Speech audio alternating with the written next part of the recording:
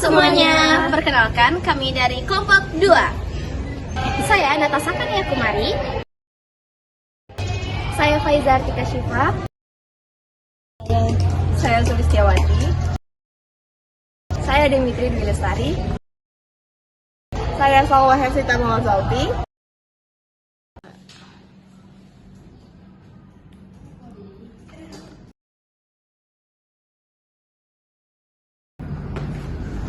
Mbak, ini lama banget sih. Saya udah ngantri dari jam 7 pagi sampai sekarang belum dipanggil sama saya. Mana ini udah siang lagi. Ya ini tadi saya lihat ada orang duluan tuh baru datang, udah dipanggil. Ini saya udah setengah jam ngantri tapi nggak dipanggil. Kalau gini terus kapan selesainya? Soalnya saya mau kerja nanti sore. Mana ini KTP belum jadi. Mbak, ini kapan antriannya ya? Mohon bersabar Ibu, sistem lagi error. Kalau mau cepat, silakan daftar lewat online saja. Saya udah daftar online dulu, cuman aplikasinya tuh error terus, malah nggak bisa login.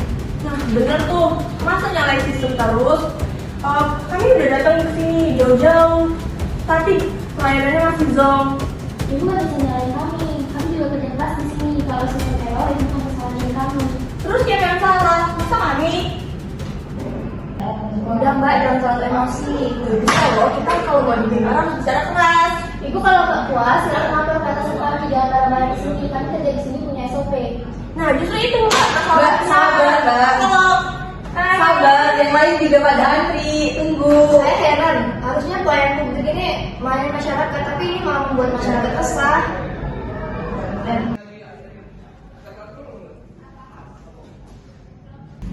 Ibu-ibu, tolong tenang dulu, tolong bersabar. Sebelumnya, perkenalkan, saya Natasha dari tim auditor mutu, yang dimana saat ini saya sedang mengevaluasi pelayanan publik yang ada di sini. Boleh saya dengar dulu keluhan dari ibu-ibu sekalian? Iya Bu, masalahnya kami udah nunggu berjam-jam, terus nomor juga nggak dipanggil-panggil. Malahan ada yang udah baru, maksudnya baru datang tuh malah dipanggil duluan. Nah, yang paling lagi tuh Bu ya, sikap petugas di sini nggak ramah sama sekali. Kami nanya, jawabnya ketus. Kami merasa nggak dihargai di sini. Oke, saya udah dengerin dari para ibu-ibu sekalian. Boleh nih dari petugas gimana penjelasannya? Iya Bu, kami minta maaf, tapi memang benar sistem sedang error, jadi pelayanan juga terganggu. Iya, kami hanya mengikuti alur kerja.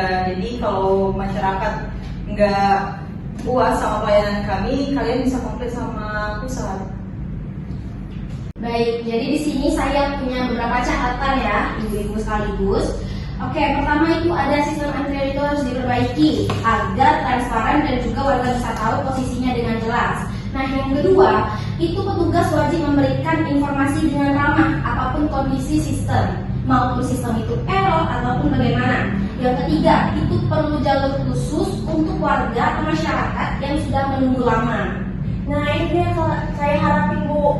Jangan sampai kami di sini suruh sabar terus, tapi nggak ada solusinya sama sekali. Benar Bu, kami tuh nggak pengen cuma dengan janji-janji aja, tapi kami pengennya tuh ada perubahan di pelayanan dukcapil ini. Baik Bu, kami mohon maaf atas sikap kami tadi. Kami akan berusaha memperbaiki pelayanan. Iya Bu, kami akan berusaha lebih ramah. Kadang sedang capek, tapi nggak boleh jadi alasan untuk kami jadi tidak ramah. Kami akan terus belajar komunikasi yang lebih baik lagi ke depan. Oke, jadi itu sikap baiknya dari para petugas. Semoga setelah ini ada perubahan ya ibu-ibu sekaligus. Dan juga saya akan membuat laporan resmi yang akan segera diperbaiki. Petugas pelayanan publik, ingatlah bahwa pelayanan publik bukan hanya soal sistem, tetapi sikap yang ramah, transparansi, dan komunikasi merupakan bagian penting dari pelayanan publik. Jika ada sistem yang error, sebaiknya dibicarakan dengan baik-baik, bukan secara ketus seperti tadi. Sekian video dari kelompok 2. Terima kasih.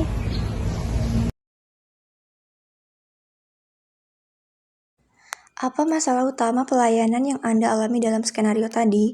Permasalahan yang paling menonjol dalam skenario pelayanan dukcapil tersebut adalah adanya antrian yang sangat lama dan tidak transparan, sehingga menimbulkan ketidakpuasan dari warga yang sudah menunggu sejak pagi. Selain itu, sistem antrian online yang seharusnya membantu justru sering mengalami error dan tidak dapat diakses dengan baik, sehingga warga tidak memiliki alternatif lain selain menunggu secara manual. Masalah berikutnya adalah sikap petugas yang tidak ramah, ketus, dan cenderung defensif. Padahal masyarakat membutuhkan penjelasan yang jelas dan pelayanan yang humanis. Kondisi ini diperparah dengan adanya kesan pelayanan pilih kasih, di mana beberapa warga yang baru datang justru mendapatkan prioritas pelayanan lebih dahulu. Situasi tersebut membuat masyarakat merasa tidak dihargai, bahkan memunculkan anggapan bahwa pelayanan publik di Dukcapil masih jauh dari standar yang diharapkan. Lantas, bagaimana solusi perbaikannya? Yang pertama, peningkatan sikap petugas melalui pelatihan komunikasi pelayanan publik atau service excellence, supaya lebih ramah, sabar, dan solutif. Yang kedua, optimalisasi aplikasi antrian online agar tidak error dan bisa diakses semua warga. Yang ketiga, mekanisme prioritas pelayanan untuk warga yang sudah menunggu lama, agar tidak ada kesan pilih kasih. Yang keempat, evaluasi rutin oleh auditor mutu untuk memastikan standar pelayanan dipatuhi. Kemudian, apa saja indikator keberhasilan pelayanan? Yang pertama, waktu tunggu berkurang dan proses pelayanan lebih cepat. Yang kedua, sistem antrian transparan tanpa praktik pilih kasih. Yang ketiga, kepuasan masyarakat meningkat ditunjukkan dari berkurangnya keluhan dan meningkatnya tingkat kepercayaan. Yang keempat, sikap petugas lebih ramah dan profesional, tercermin dari interaksi yang menghargai kepercayaan warga. Yang kelima, kinerja instansi membaik, dibuktikan dengan laporan evaluasi mutu dan kepatuhan pada SOP pelayanan publik.